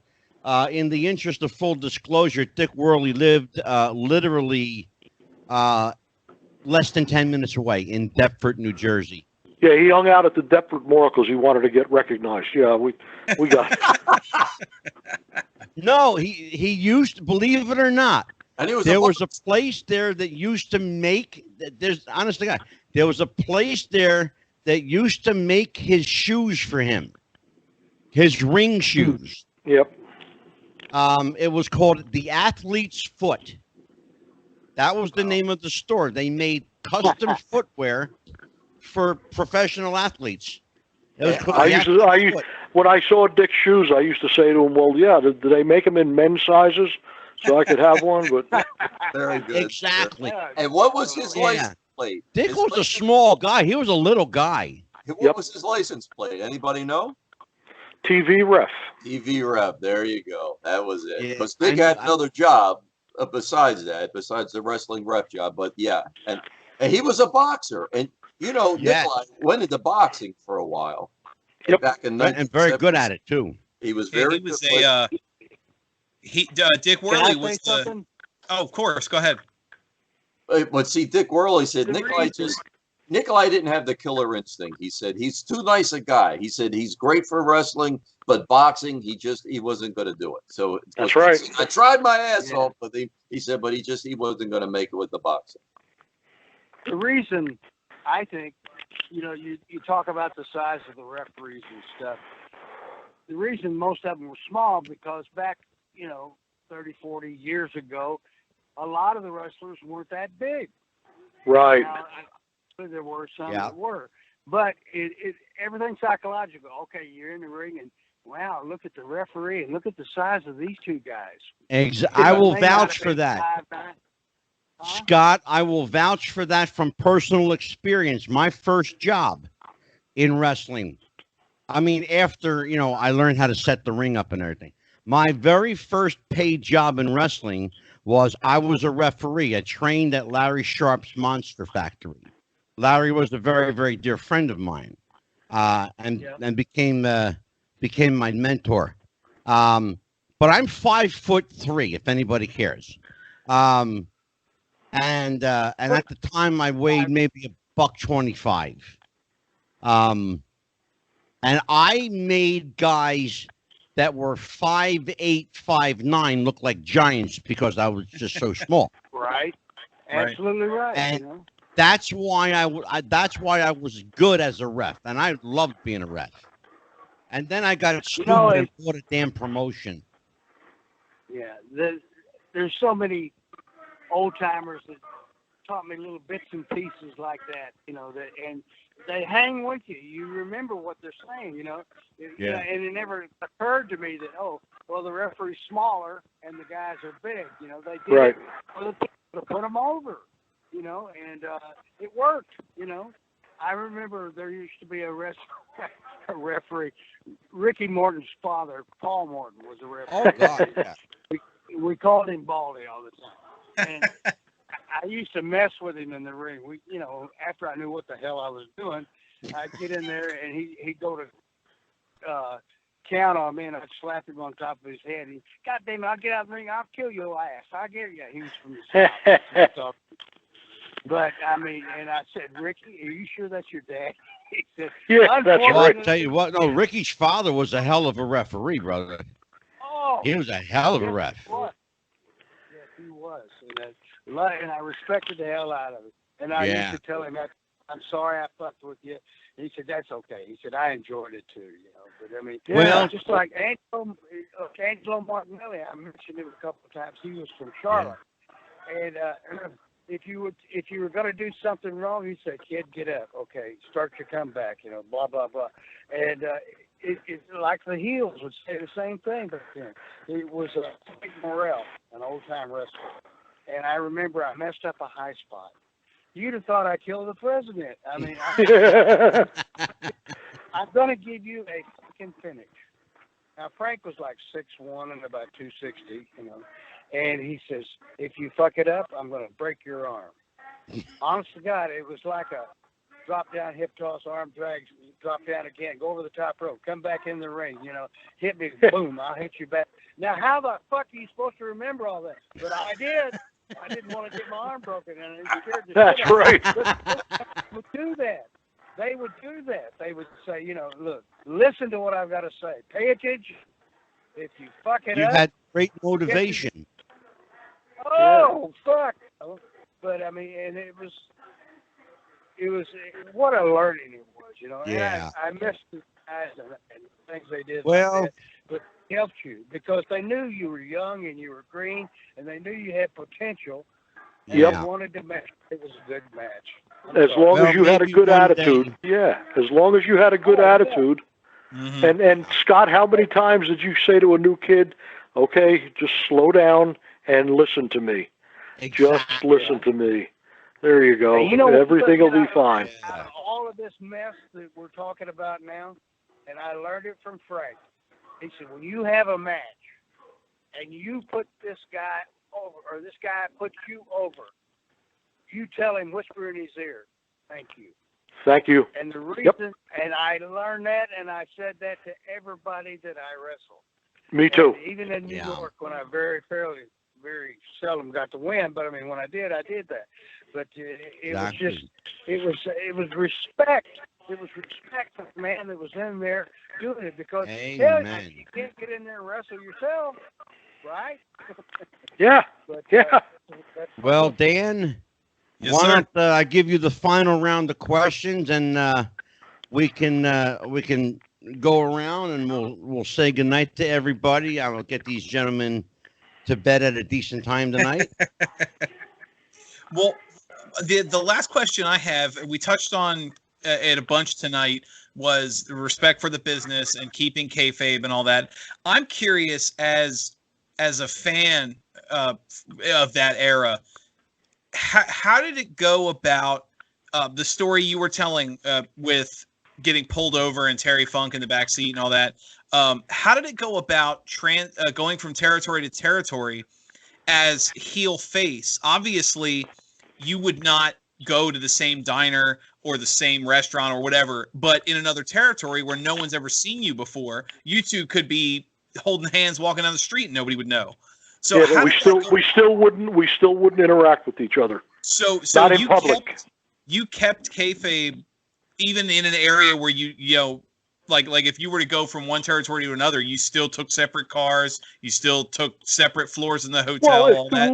Like if Scott and I went from Amarillo and went and worked for Watts in Oklahoma, you know, we might ride together if we knew the layout of the territory would allow us to not be seen.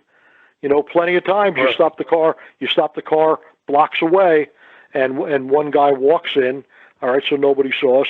And, you know, you didn't walk around together if you were a heel and a baby, because you don't know when you're going to work with each other. And people have memories, and if somebody sees Scott and I having dinner together someplace in a new territory, and then they watch us working on TV with one another, that kills it. No good. So we did not allow that stuff to happen. You know, or you could do what the Freebirds used to do and park your car at the police station and have the cops drop you off the arena.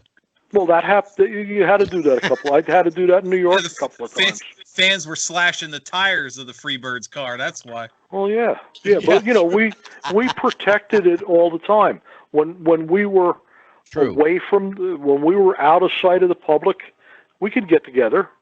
We could get together if it was at somebody's house or, you know, but we were even careful in the hotels. You know, you just had it was just like Scott said, that was ingrained in us. And if you're not going to protect that, you know what? You're not going to make it here. Yeah, absolutely. Hit the road, kid. You're right. Absolutely. That's right. That's right. Now, NIKITA, you came in at the tail end of it, right? And so by the time you were in, kayfabe was kind of almost on its way out, and the territories were dwindling rapidly.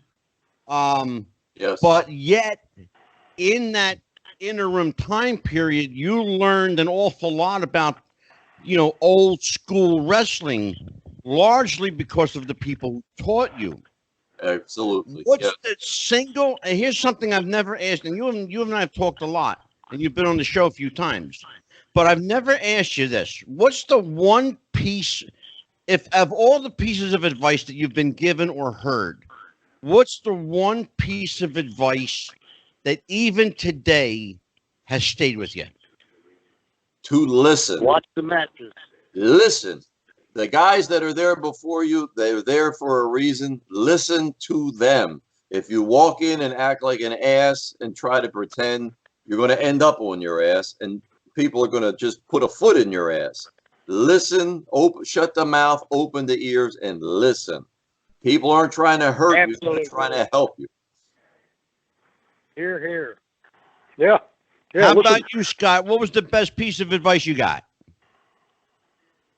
From Luthez, watch the matches, respect the people you're working with, and do the best of your ability. That's what he told me, and I never forgot it. You know, if you respect what you did, it's like I said, you work too goddamn hard to get in the business. Exactly. And not show respect for it. You know, I mean. You know what, Scott, and you just put your finger on something, Scott. Casey, I'm going to tell you what, brother. You're like, you know, I'm going to call you the elder statesman over here. Oh, good. I'm 3 days older. Because you just put your finger on something that people just don't get now. They don't understand how hard you work to get into business. I think the problem is these kids don't have to work hard to get in business. Exactly. They Exactly. don't have to pay their dues, Nikki. No, they pay their money to story. go to some bullshit I got a school, good and then story. somebody gives them a match. Exactly. Yes. Exactly. Good Exactly. story. You didn't get Right in the here, door. really. You didn't get in the door like that years ago. Just by saying, "Here, I'm going to lay my money down." Now you're going to put me on your shows because I'm selling 25 tickets. Yeah. What the hell it is? You know, It's bullshit. yeah, I'm going to give you a pocket full of money, so you're going to put me on TV. You know? Yeah. I got a good Crazy. story for you Go ahead. about getting in the business. My first match was on TV with Dick Murdoch. Now we're in the back, and Dory Funk Sr. Oh, my was still God. alive. God rest his soul. And he said, and Terry was in there, and Junior was in there. He said, all right, here's what I want you to do. Now, Dick, I want you to hard weigh. Now, anybody that doesn't know what a hard weigh is, that's a shoot punch. Not a Oh, we shoot know out. what a hard way is. He said, I want you to hit him right in the fucking eye, okay? Oh, You know, I'd have done anything. I said, okay. So we get in the match, and Murdoch said, all right, here it comes. And bam, he knocked the shit out of me. Nothing. Did not bruise, did not blossom up, nothing. Hit me again, boom. Finally, we finished the match. We get back, and as I'm talking to you, this fucking happened. I swear to God. Get back in there, my eyes sore, you know, and kind of red a little bit. And Dory Funk Sr. said, Murdoch, you motherfucker, why can't you do what I asked you to do? Oh, I said, Jesus. "Look." He got this big ring on his finger, and I said, wait a minute, if you're going to hit me again, take that fucking ring off. Yeah. Now, you got to picture this. I'm standing there, Senior's in front of me, Murdoch's next to him, and Terry's next to him.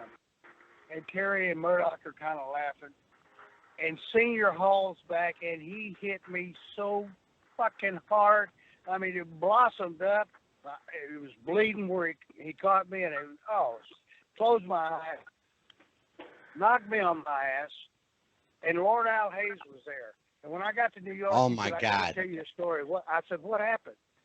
He said, remember when Senior hit you? I said, yeah. Senior was this was the way he thought. When he hit me, he caromed off me, hit Murdoch, and hit Terry. And he said, we were laughing, and Junior and I, he said, Al Hayes said, Junior and I laughed our ass off. But that's the way it was.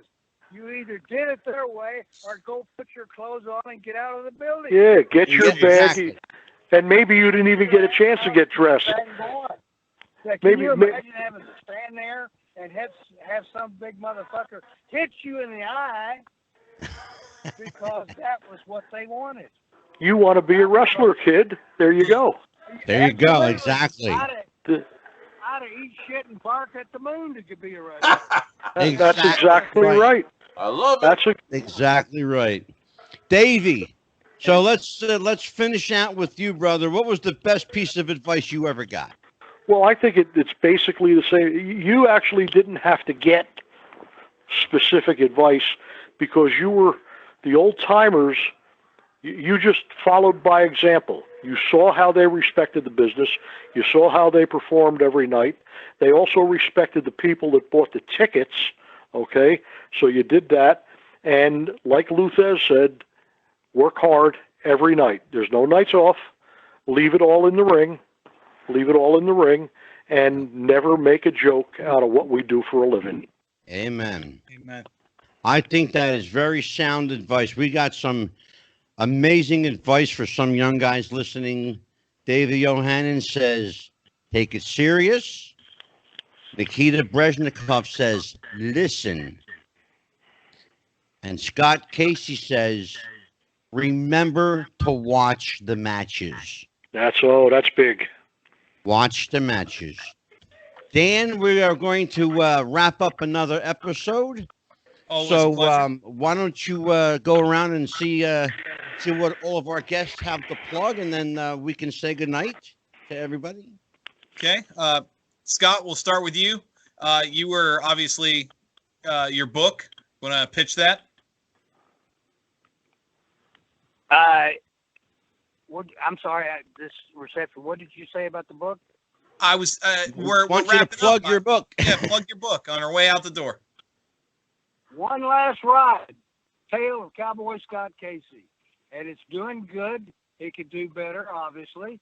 But if anybody wants one, you can get a hold of Angelo, and he's got the number for you. And they can call me, and I'll autograph them, lick them, turn them sideways. It doesn't matter. But And I will tell people, and Scott, I will tell people if they're interested in buying your book, they can purchase your book right through our website. There's a link right on the Wrestling with the Future website, and they can go right to our website and purchase the Scott Casey's book. It's called Scott Casey One Last Ride. And there's your exclusive. You heard him, Angelo. Use the code name Angelo, and Scott Casey will personally lick any book that you send him. There you go. Absolutely. Lick it, kiss it, it doesn't matter. Kind of like making love, you know? Whatever. Hey, Nicky, and it's been a pleasure talking to you guys, and maybe we'll see each other down the road. Absolutely. Well, actually, Scott, you're going to see me in about 2 weeks. Okay. Okay? Where's when and where? You and Nick are coming on the show. Oh, okay. All right. It's fun being old. We had this conversation before we went on the air, and he fucking forgot already. He took too many turnbuckles. That's a problem. Oh, That's true. Oh, he let Dory Funk Jr. hit him too much. Yeah. Nikki, you got a book to promote, my friend. Yes, when it was And it was real. about the WWF in the 70s. And everything we talked about tonight, that's what it covers. Me as a fan, this is what this book is about, how it affected our lives. It was important. Yep. And this will tell you why it was important. And I will personally vouch for this book. It is a great, great read. It's got awesome pictures in it. It's a great, great story. Our friend Scott Teal was the co-author on the book. Scott is a great guy. He's going to be with us. How many books has he written? 400 or 500? Oh, over at least, yes. At least that many. And it's on his crowbarpress.com, CROWBIR, crowbarpress.com, and the Kindle version's on Amazon.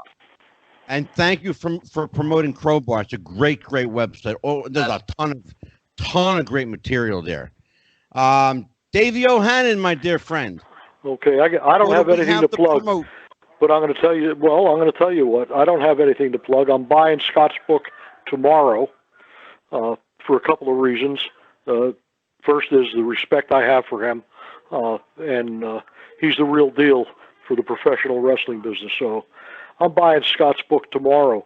Also, Scott, if you get up into New Jersey, Angelo's got my contact information. You're always welcome at my house. Nick, I already read the book. When it was real, unbelievable. It's an emotional read for anybody that was a fan, which I was before I got into business. I want to thank you for the way you treated me in the book, the mention that you gave me. I'm flattered. I'm humbled. Probably don't deserve it, but I appreciate it. Yes, you do, and that means the world to me, Davey. Thank you, thank you. Thank you. But thank you so much for all your compliments to me too, Davey. I really appreciate it. You know, the older we get, the more we learn to appreciate things. Well, I mean it, Scotty. It was a treat to work with you. It was a thrill to work with you. And you blew me up in Colorado Springs on my first night, just so you know. Holy crap. But anyway, thank you, Angelo. Always welcome, my friend, always. And, being with you guys on the show is a special treat. And, I want to make myself available whenever you need me. If you think it'll be a help to have me there, you just say the word. Well, you know, I call upon you frequently. You are, and I've said this to you privately, and I'll say it publicly. You are my go-to guy, and that will tell people Davey O'Hannon has never told me no. I love this guy. He's a And friend. He's literally a friend and neighbor. He's only about 30 minutes away, so I can go to his house and crash on his sofa and then hit the casinos with he and his wife. Beautiful. Beautiful. Well, I was on the beach. I was on the beach all day today, so you wouldn't Oh, have found okay. There you me. go. hey, It's nice to I live just wanna 5 say- minutes from the beach. He literally lives 5 minutes from the beach. Yep. Right. Nikki, Go ahead, you're Scott. welcome here Hello, Dan. anytime. You have a home here, Thank you. Hey. Yes. and Thank and you, of Dan. course, Thank you, Ann. Yes. Dan, you're welcome back too next week. Oh, thank God. Okay. Gee, Dan, don't you feel better now? Yeah. Hey, he got the gig. He's going to stay for a while. Davey, Great. please say hi to Dominic. I know you talked to him. Please. I'll Give be him my talking to best. Dominic tomorrow morning. Beautiful. Yeah, I'll be and talking we to may him. have a big announcement coming up about that. So, but we're gonna keep hush on a few things till we get squared away. Very good. Well, thank you again, Scott. A thrill for me speaking to you and reconnecting, and hopefully we'll get to see each other in person soon. Dan and Angelo, thank you for Very having me here, and Thank you. Nick, you know how I feel about you, and The it's a same, treat to brother. be with you guys. Thank you. So right now, I'm going to go to the bathroom. Yeah, me too. I'm home. Yes, yes. All right, you guys. again, Take- God guys. bless. God bless. I'll be everyone. glad Thank you, to help gentlemen. anytime. Thank you, Take care. Davey. Okay, guys, Take take care. care. Be Bye-bye. careful out there. That's what We will. Bye bye. Davey O'Hannon. I'll tell you what, he's a great guy. He's a great guy. Absolutely. What a hell Well, of a show. I'll tell you what, brother, that was a hell of a show. I know we say that a lot, but this was a hell of a show. I mean, Great you- show. we 2 hours and we got through 5% of the stories those guys have to tell. Oh my We God. And here's the thing, and I love about doing this kind of show. And, you know, in case you haven't guessed by now, Dan, anything and everything can happen here because we Yep. go live. Even though we go live to tape, you know, we're live, you and I. yeah, of course. And we never know who's going to pop in. I knew Davey O'Hannon was going to surprise Scott Casey. Hmm. It was a surprise to me, however, when NIKITA BREZNIKOV popped in. It's awesome. And I loved it. I said, yeah, I'm going to chime you in right now, brother. Well, But I what mean, he did was he called me on the phone. right. You can't see my phone because, oh, here it is. Now you can see Yeah, there you go. I got to hold it up against my shirt to see it. That's funny. But he said, do you want me tonight? I went, the hell yeah. Yeah, Who the that's. hell doesn't want NIKITA BREZNIKOV? Are you kidding me? I think it's great. Absolutely. I think it's great too because you got 3 guys who, by their own admission, hadn't spoken in years, in some case I know. 20 years to each other, and 2 minutes talking about the old days, and you would have sworn those 3 guys hang out every Tuesday. I know. And that's amazing. You know, you don't see that kind of camaraderie, though, No, with I the guys now. that's a really good point. You look at the wrestlers today, and Jim Cornette was telling a story, one of his last shows, and we've had a couple of guys mention that on that have come on this show, where they'll go into the locker room and every guy in the back's on their phone, on their iPad, you know, on their tablet, whatever. Yeah. Nobody's sharing Polaroids of the arena rats. Nobody's telling stories, bullshitting, playing dice, nothing. Everybody's on their phone. A day after the show is over, you forgot who you worked with. Dan, before all this Corona crap hit, when I was going to local shows, you know, because you know we have an association with a promotion here. Okay. I walk in the locker room, and this is what you see. The heads are down. Yeah. The fingers. This is what you see. It's like, are you kidding me? Really? Yeah. Like, you know, Hulk Hogan could walk into that locker room. Nobody would ever know it. Nobody would care. Yeah. You know, Ric Flair could walk into that locker room. No one would know it. Yep. Because not a single head comes up. They're all down like this. Like, really? That's crazy. All right, brother. Well, listen. Give everybody our plugs. Tell them where we can find us, and then I'll give some announcements for next week. Sounds good. I mean, obviously, we're on YouTube and Facebook, and we have our private Facebook, the Wrestling with the Future podcast. We're on Instagram, Wrestling with the Future. We're on Twitter at Wrestling Future, no G, Wrestling Future. Yep. And you and I both have our own Twitters. I'm at @theman_WWTF, and yours is Psychic Angelo. Yep, sure is. And like I said, for anybody watching out in YouTube land, don't forget to like, share, subscribe, buy the T-shirt. Yes. We have a special 3 large shirts for $20. There you go. Also, we're brand new on Instagram, but we are at Wrestling with the Future on Instagram. Yes, sir. And of course, as Dan said, on Facebook, we have a public page and a private group. We were going to consolidate them, but I think we're going to keep them both separate, Dan. Okay. So we're going to keep that private group private and the public page for other people, because you get additional content on the private group that you don't get in the public page. Yeah, it's a public forum and then an active fan page. Yeah, but we get the juicy stuff in the private group. We don't share that with the public. But now, so Thursday night, we have Baby Doll joining us. Yes, sir. We'll be here. Baby Doll will be joining us, talking about anything that comes to her mind. Next week, a big week next week. Mike Williams is back next week. The Sage of Quay guy is going to talk about Paul is Dead, the Paul McCartney conspiracy. And the most controversial man in pro wrestling will join him, Vince Russo. Will be here finally on Wrestling with the Future. And then I'm going to show him how you do a podcast. You go for it. Of course, you got to book Vince Russo on my one day off, but you know, who's beggars can't be choosers, right? I gave you the heads up. I said, look, you know, ditch the birthday, ditch the wife for the night. You know? Man, yeah, I asked. You know how it goes. I went to management, and my request was denied. So I know. Well, you put in the requisition for it. Your requisition was denied. That's it. Okay. So for Dan the Man, I'm Psychic Me DiMangelo. Join us as always every Tuesday and Thursday. We are Wrestling with the Future. Take care and happy wrestling, everybody. Bye-bye. Good night.